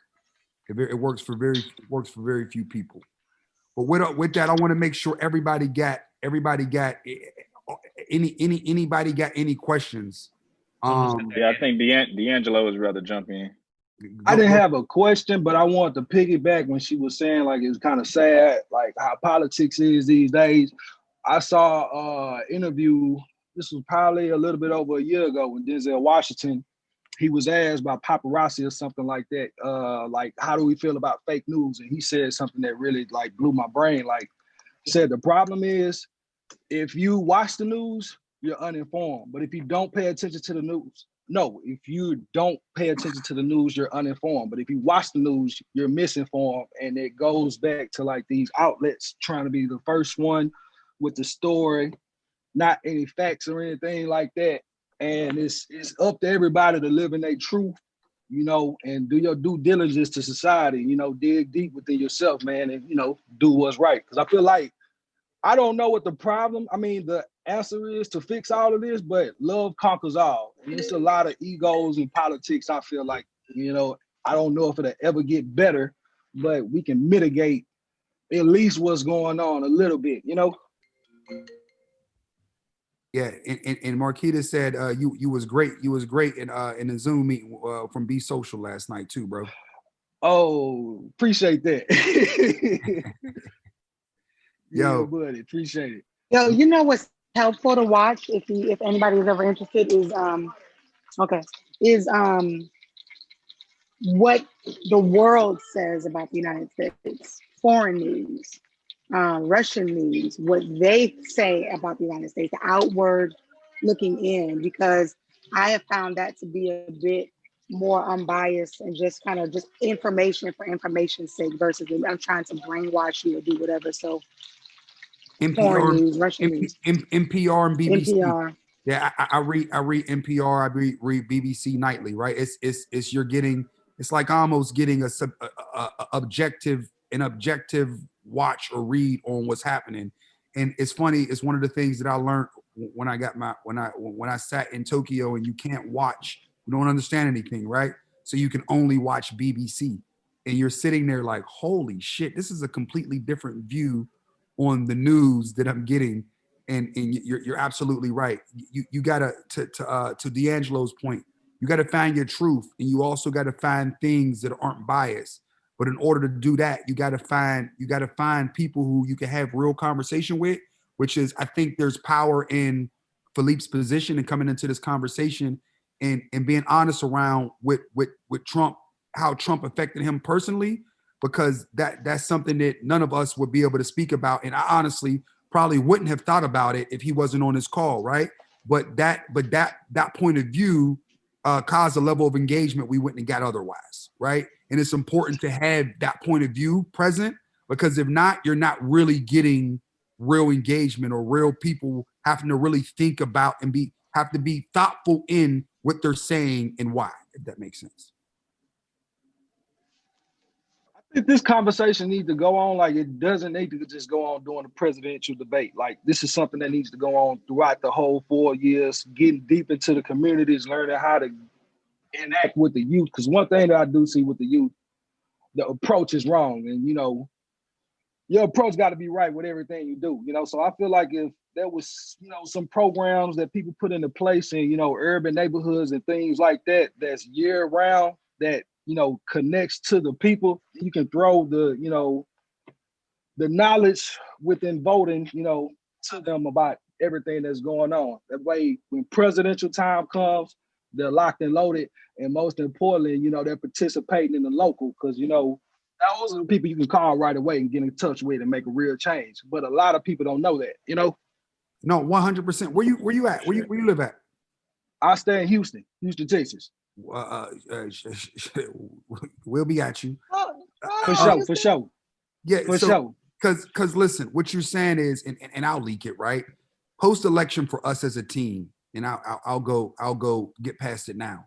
For us, it's about the electoral process, all of them, right? Because we don't have a voice until we use our voice every time. I don't care if we voting on who's making dinner.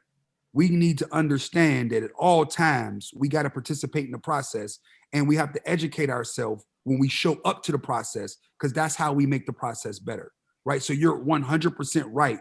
And as a team, that's what you'll see us focus on. And if you see me having it, if y'all see me on Instagram talking to Kamala, know that I said what I was supposed to say, right? Know that first 30 minutes of conversation was a real conversation, and it wasn't just about me pandering.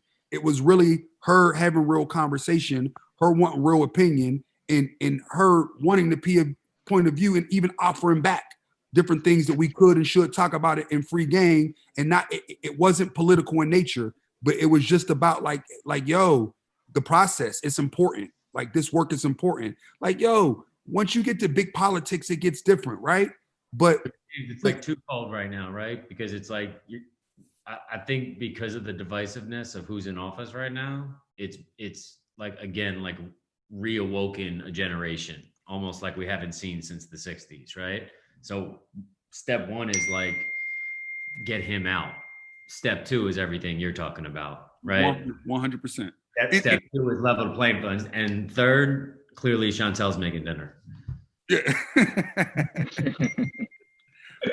But no, I think that's. Go ahead, Dave. I was gonna say, that's the interesting part. Like, I forgot whose interview I was watching, but they brought up the biggest point. It's like, it ain't even about. There's nothing wrong with the fact that, like, and I'm glad to Jay's point about Philippe bringing up his perspective and being honest about it. It's like, it's not the fact that Ice Cube or Lil Wayne or whoever it is going to the table. It's like, to David's earlier point, like, it's about knowing when to go. Like, you don't go 3 weeks before the election. Where was you at 3 years ago? Where was you at 4 years ago when he got elected? Like, you got to come in the appropriate time to know when and how to have that conversation. And I think that's the biggest part, is like, again, turning all of these things into something that you care about and worry about every day. Like, if you listen to NPR, for the next 4 years, I guarantee you'll be ready for the next election. You know what I'm saying? Just off of the strength of what they're reporting and how they're reporting. You layer that with paying attention to one full cycle of your city council or one full cycle of your state government, and like you'll be miles ahead of, you know, your peers and the people next to you just off the strength of incorporating it into your daily flow. Like if you literally just listen to NPR while you're in the car, while you're driving, that 15 minutes, you're going to pick up so much information in that 15-minute drive, going to the gas station, going to the grocery store, whatever it is. That's just going to be able, that's just going to, it just adds in, right? And then next thing you know, that same 15 minutes that you was listening to NPR, now you're listening to your city council meeting in that 15 minutes. You know what I mean? Because it's Facebook live streamed or whatever it is. Like, it's just about including it into your everyday process. And I think that as we talk about next steps, like to James's point and to leak, you know, that's our goal, is to do that and to spread it as many markets as we can and as many places as we can, and provide models for other people who are like us that want to be involved, right? And it's a very interesting time. And like during this election period, got tapped in with some really crazy groups that are doing some amazing work.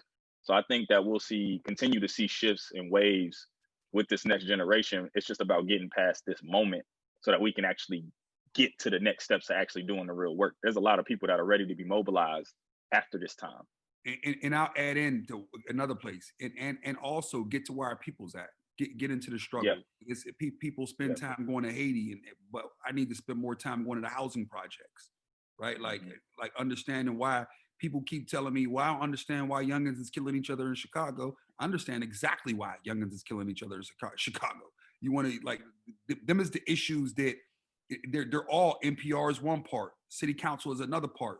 But you can't be scared to get into the weeds and understand what's happening with these youngins. When they hopeless, what do you expect to happen?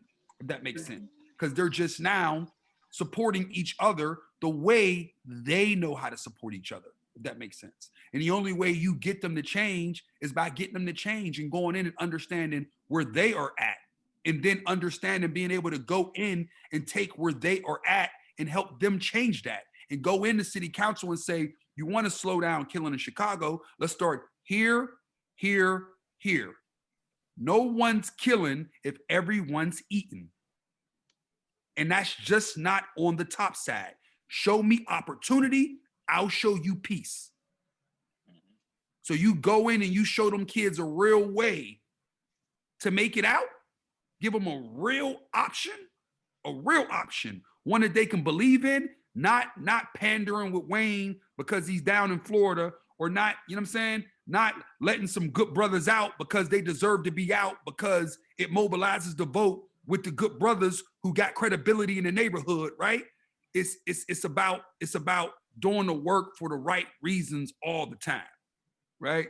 And we could go on about this conversation all night, so I'm gonna be respectful of everyone's time because I'm on one tonight. But I needed this.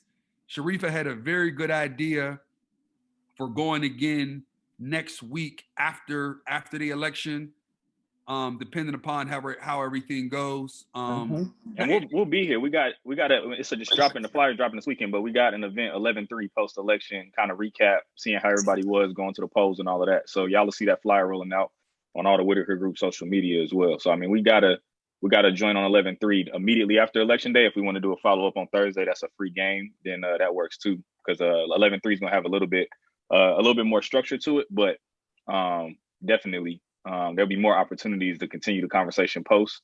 So I definitely just wanted to plug that 11/3 event and have everybody look out for that Eventbrite link to start circulating. What happens if we don't? Because with how everything's going right now, we very well might not know who the winner is on the night of November 3rd or even November 4th. Again, it's less about watching the results and more about us mobilizing and moving towards the next point. Like, we've been building a relationship with an organization called Four Freedoms, and they have this great metaphor that this is an infinite game and that it doesn't stop. So it's more about just, again, continuing this energy from this conversation, carrying it over into the next one, and continuing to just create space for people who are interested in these things to come together and continue to talk, man. So, you know, whether we know the results or not, we'll be here to continue to talk about doing the work as a part of, like I said, including it into the everyday. So we'll be here.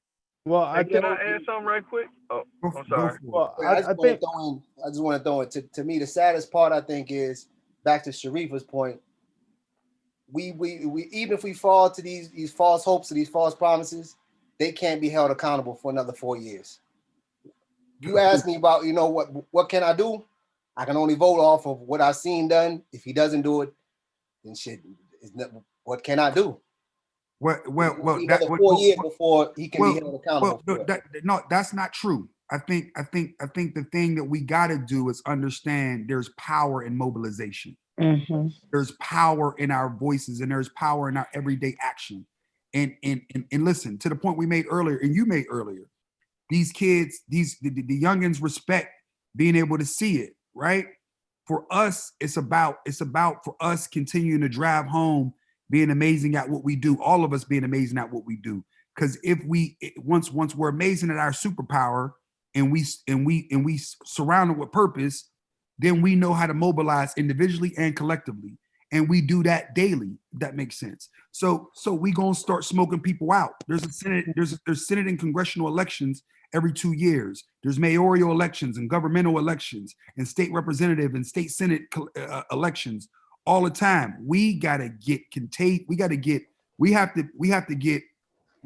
get very involved in all of these processes, because one leads to another. And once if we do what we do every day, when we get to the 2024 cycle, they got to start thinking about how they're going to get people to vote, right? No different than you start looking at a market, right? 4 or 5 years ago, our market, the retail market, was a lot about collaborations and hype and all of that shit, right? That shit's less about that now. It's more about authenticity and how you show up and who you showing up for and what it means. Is collaborations important? Fuck yes. You still got to get people excited, and you still got to move them, and you still got to be able to connect with product the right way. But where's the substance, if that makes sense? So that is changed. So if we change what we do over the next 4 years and how we move, they're going to have to change how they have a conversation with us. Does that make sense? The prices is going to go up. We control 100%. 100%. So we got to smarten up, open the market up. You know what I'm saying? Like, yo, it's we got to do that by doing the work every day. So ultimately too, that work, once that work is done, like at that point, anything you get from a politician or anything you get from the system is the cherry on top. It's the icing on top of the cake. Because if you do it every day, you actually start creating that change without the politician. Like, we doing it with our own system. So it's like, we don't necessarily need to even interact with you at this point. Or at that point, if we've done the work, we're putting our own person forward to be in that position. You know what I'm saying? Yeah. So it's that the problem starts to correct itself once you do the work and you make it a part of your every day. At that point, the elections become like, to James's point, the tables are turned. We're not going to you with no platinum plan. You coming with us saying, what do I need to know what you need so that I can do what I need to do. Because keep in mind, the private market affects the stock market and the political system. How we function as individuals will dictate how they have to move in the business world and the political world. If we all say F you XYZ company, we ain't spending no money, right? That affects their bottom line. That affects how they move.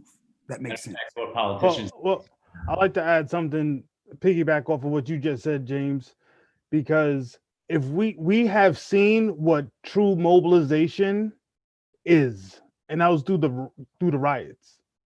We saw when we come together, yo, would you ever expected to see a cop kneel down, even if some of them, they didn't even mean it, but we had a different action that came forth. It's the same thing of dealing with lobbyists. Like, lobbyists are corralling power through dollars to the politicians to do what they want. We have never really come together to lobby for ourselves. We know what the problem is. We haven't lobbied for ourselves. We already know we create cool. Our biggest asset to this country is our sweat. We entertain and we bring them cool. Yo, we got to come together and be like, yo, we not doing XYZ. We know we need to do that. We rather mobilize, and it's the same story. We rather mobilize on some dumb shit than people we know who are fucking with us. Man, listen.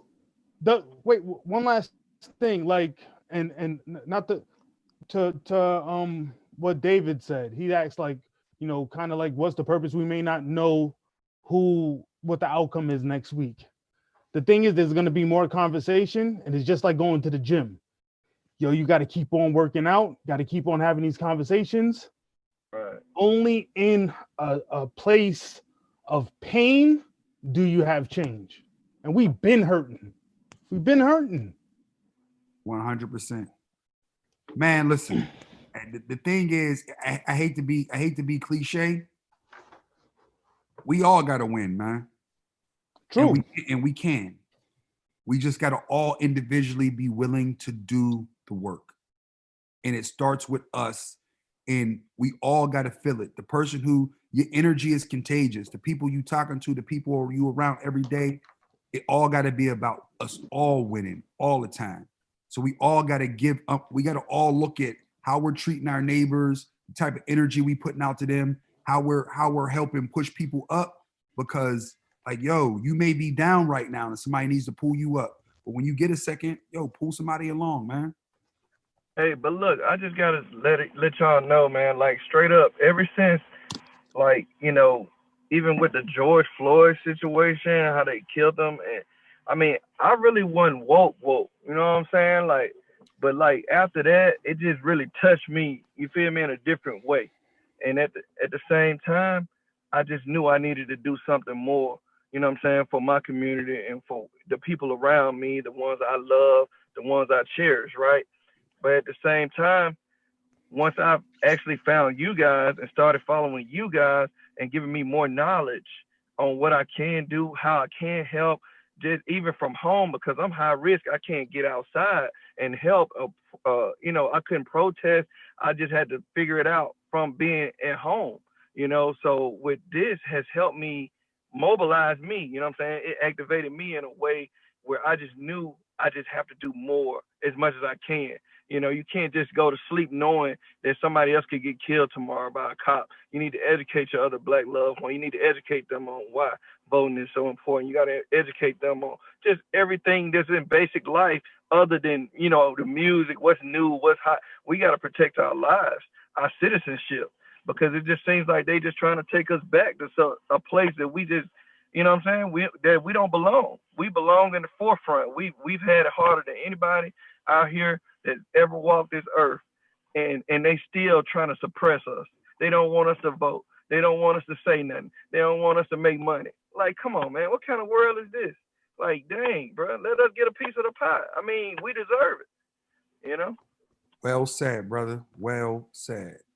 Bro, I heard Jim Jones say this was a while ago, but he was saying in life, you don't get what you deserve, you get what you negotiate. So I hope you know how to negotiate what you deserve. That's smart. Well said, brother. Yeah.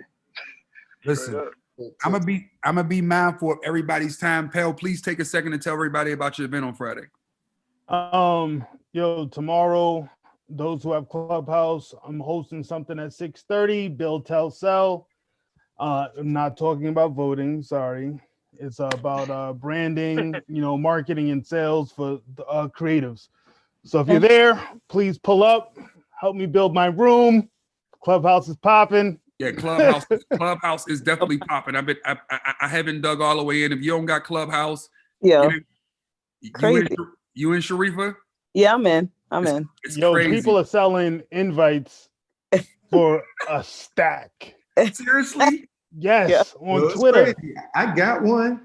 I haven't been on yet. I see it keep popping up. No. You got to get into some rooms and listen.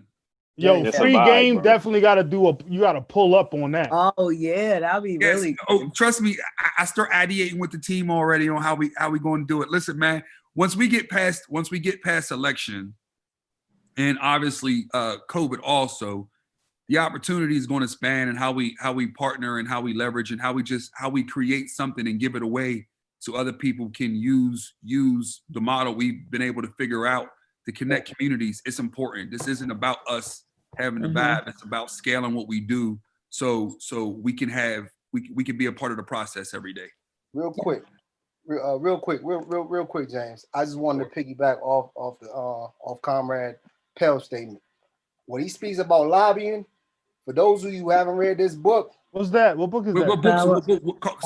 Powernomics by Dr. Claude Anderson. Yeah. Oh, he's the truth. Wait, can you put it in the chat? Put it in the chat. Put it in the chat, everybody. Yo, real quick, go listen to his interview on the Breakfast Club. Hold. Come on, we gotta get this in the chat. Let's slow down and get in the chat. Who y'all talking about? I'm gonna put it in right now.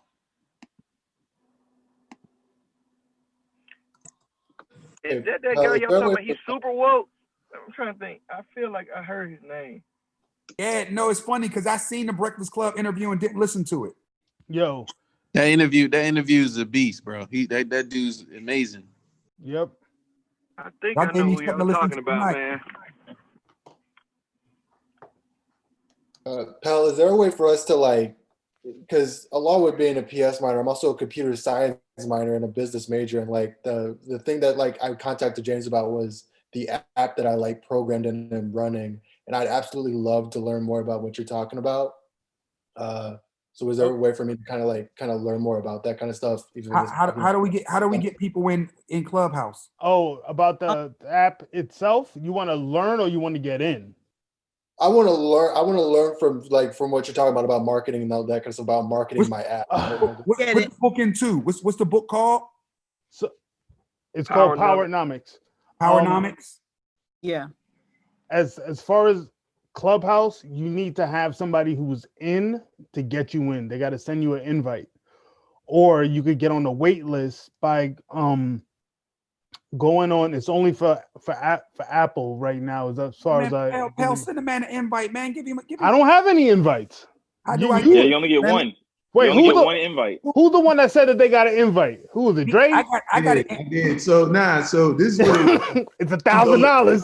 I tell you how I got mine, because I had read an article about a while ago. So Chris, and shot me a text one night. He's like, "Yo, you know about Clubhouse?" I was like, "Yeah, I read an article about it back in late spring." And he was like, "Yeah, you got to get an invite or whatever." So I went do my research, and I went on there and I signed up, right, to be on the waiting list so I could check it out. And then somebody I know, when I signed up, immediately sent me an invite. And just then. So somebody must have saw my name come up. I was in their contact. Yeah, your name will populate to those people who know you. And I guess if somebody got clout, they pull you into the wait list. They pull you inside. I don't know. I don't know how I got it. It was like just join, and I clicked and joined and was a member. I ain't in that shit. Yeah. Yeah. You will be. No way. Listen, eventually we all be. This they're making a cool guy club right now, so everybody. Yeah, it's in beta. It's in beta. They working the kinks. Wait, but they're inviting people every day. So yeah, just go to the App Store and at least get on the wait list.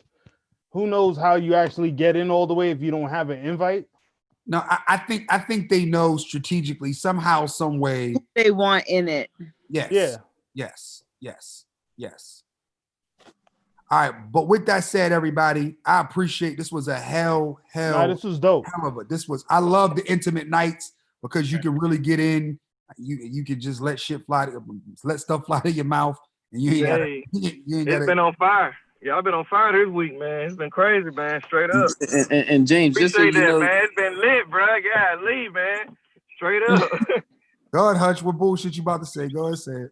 Bro, I mean, you said about 85 cuss words, but you tried to mute yourself on the last one. Just let it go, man. How about that? Yo, James, you were on point tonight, dude. You were on fire tonight, man. That was some raw emotion. That was banging, bro. Well. The difference is when you start talking about some of the basic things, and normally you don't get a chance to have people, or at least you're not mindful of the history you got with people, and then you hit certain connections because then you start to talk to, there's another part of me that just it exists very much so, but it doesn't need to be represented. It's representative in who I am. But when you speak to that part of the struggle, it's just different, man. Like it's different. Powerful, bro. Yeah. So that's that. But yo, I appreciate each and every last one of y'all investing the time. It's meaningful. Like we can't be better without each other. So I appreciate y'all. Appreciate you, bro. Y'all take it easy, man. Likewise. All right, peace. Peace. See y'all. Good night, y'all. Everybody have a good night. Night. Be safe. Have a good one.